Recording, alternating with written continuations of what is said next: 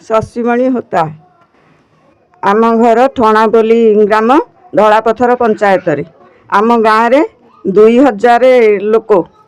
किंतु मेघा प्रकल्प होईची पानी आसुनी दिने जदि टिके टिके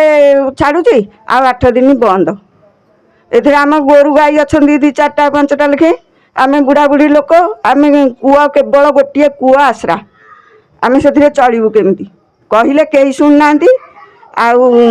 सरपंच बाबू कहले सी कहले आम ऑफिस ठीक आस ताकू ही कहले से जो पानी काम जी कर सी कहते आम हेतु किसी करें तुम सरपंच को कह एमती होगी असुविधार आम अच्छु कौन पानी आमको मिलूनी खावा पानी पानी मिलू पानी ठीक छाड़ू आम एठू जा बहुत दूर जाके लोक पानी पाइले किंतु आम ए गाँव पानी ना होता ग्राम ठणापल्ली पंचायत धलापथर आम गाँव में मेगा प्रोजेक्ट वसुधा योजना ना मेगा प्रोजेक्ट एवं नुआ कनेक्शन है 2 वर्ष है पानी कहीं दबार ना लोक हैरान ना असुविधार सम्मुखीन होती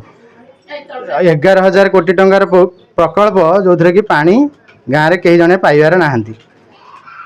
आम गाँव पानी जा बड़बैना पाटपुर शासन विथ गेड़ियापल्ली 2टा प्रोजेक्ट कंप्लीट होती किंतु आम गाँव को पानी दि जाऊनी एथिरे सरपंच हस्तक्षेप करना कि पानी वाला से मैंने भी मेगा प्रोजेक्ट रू कहीं पोस्टिंग देना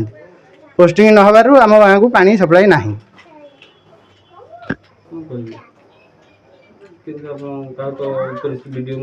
वीडियो को जनाई विथ